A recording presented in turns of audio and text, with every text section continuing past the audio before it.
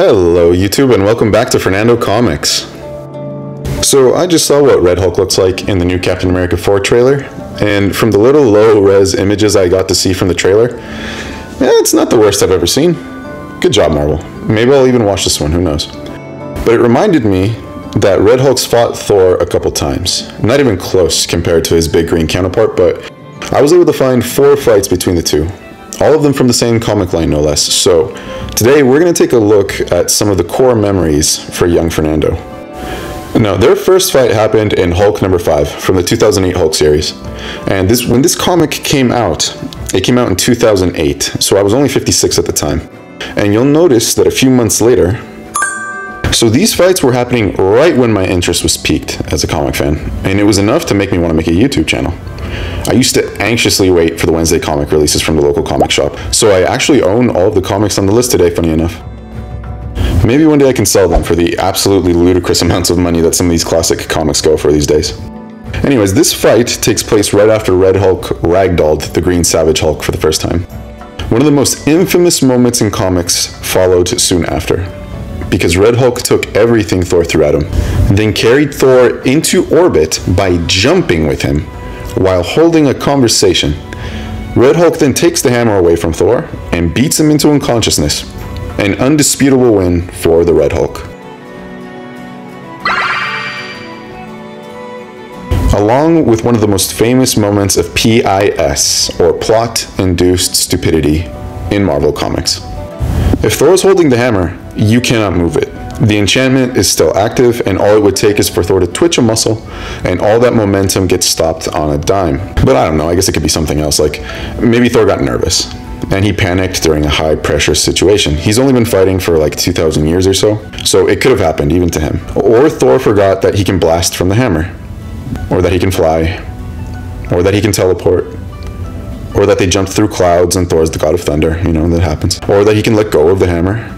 Or that he can move his arms, that happens too, you know. Or that Jeff Loeb definitely used them to make Red Hulk look good, and the effects of this have been felt for 16 years or so. In any case, that's 1-0 in favor of Red Hulk.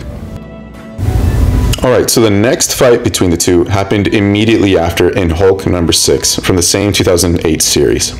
And in this issue, Red Hulk is beating the piss out of Green Hulk again when Thor interrupts. Thor completely overwhelms Red Hulk, blasting and smashing until the Green Hulk recovers and interrupts the fight himself now. We then get a nice little blurb where the Red Hulk admits that if it hadn't been for Hulk interrupting, he was about to go down.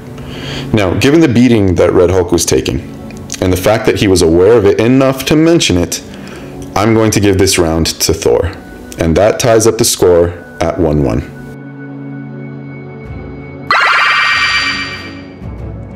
Now for the third time that these two meet, it's once again going to be in the same Hulk series, and this time it's Hulk number 22, released in 2010. But for this match, the heroes of Earth, Avengers, X-Men, and Fantastic Four specifically, have all been hulked out, and we get to see some really unique character designs that unfortunately never appeared again, and that still bothers me to this day.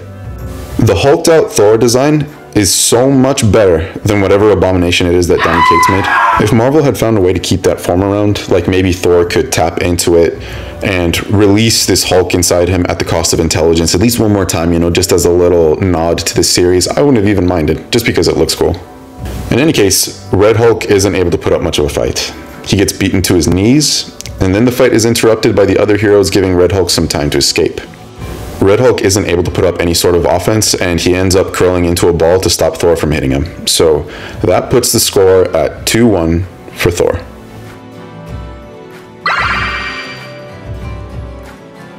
Now, the last time that these two faced off again was the same Hulk series for Hulk number 26, but unlike the last times, the rest of the series would be written by Jeff Parker, who had swapped out Jeff Loeb as the lead author for Hulk for the rest of the Hulk run. And Jeff Parker had no problem expressing how he felt about the Red Hulk situation by having 4 straight issues of Red Hulk being brutalized by his former opponents. And Thor was no exception, since he beat Red Hulk bloody before the fight was interrupted once again. The fight didn't technically end in a clear winner, but just looking at their faces after the fight, someone won that fight more than the other guy. And I'm going to give this last match to Thor.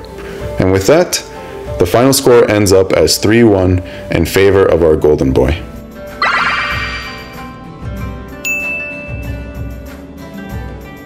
Now, credit where credit is due. None of those fights were boring.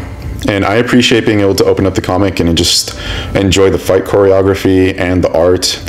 Too many times modern comics make the fight feel like clickbait because we get like a single exchange, maybe an exchange. Sometimes it's one separate blow, or sometimes they'll fight in the cover and not the comic or whatnot. And this just reminded me of the times where Red Hulk was infamous for having the Loeb Force, since Jeff Loeb was having him disrespect everyone's favorite character as much as possible while he had control of him. In any case, that was fun, you guys. That's the end of the video, but I will catch you all in the next one. See ya.